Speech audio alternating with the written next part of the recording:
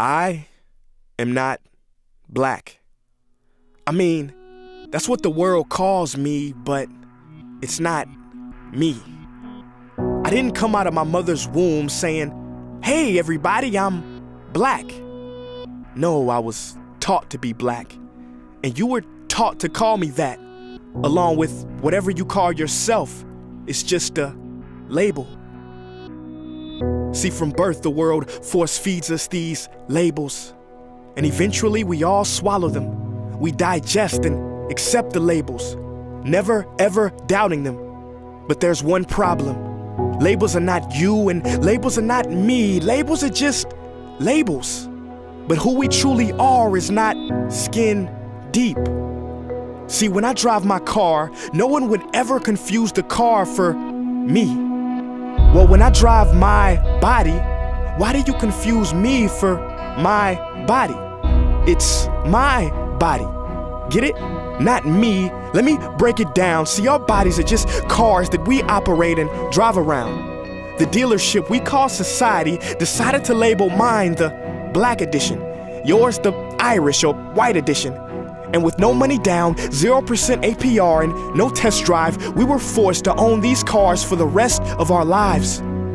Forgive me, but I fail to see the logic or pride in defining myself or judging another by the cars we drive.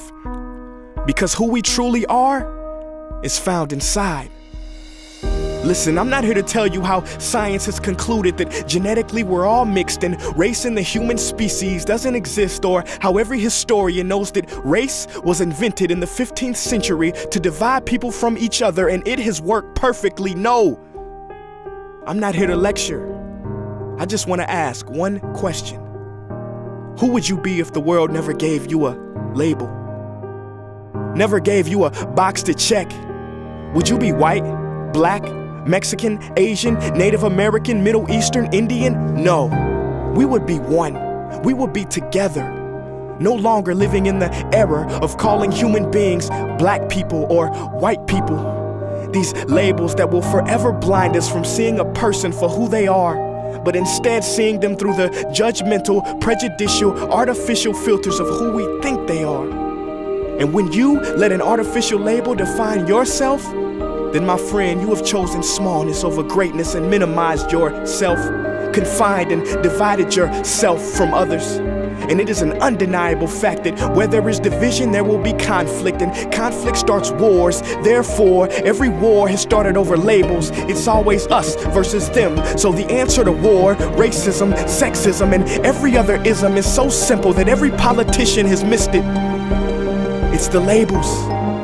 We must rip them off. Isn't it funny how no baby is born racist, yet every baby cries when they hear the cries of another, no matter the gender, culture, or color, proving that deep down we were meant to connect and care for each other.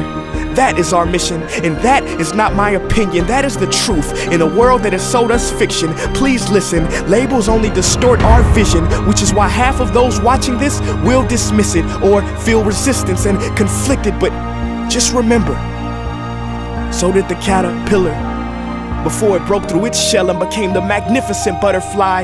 Well, these labels are our shells, and we must do the same thing so we can finally spread our wings. Human beings were not meant to be slapped with labels like groceries and supermarkets. DNA cannot be regulated by the FDA. We were meant to be free, and only until we remove them all and stop living and thinking so small will we be free to see ourselves and each other for who we truly are.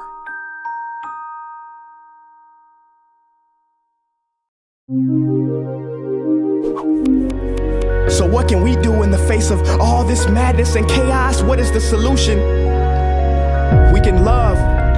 Trying to control the mind is like trying to flatten out water. You just make more waves.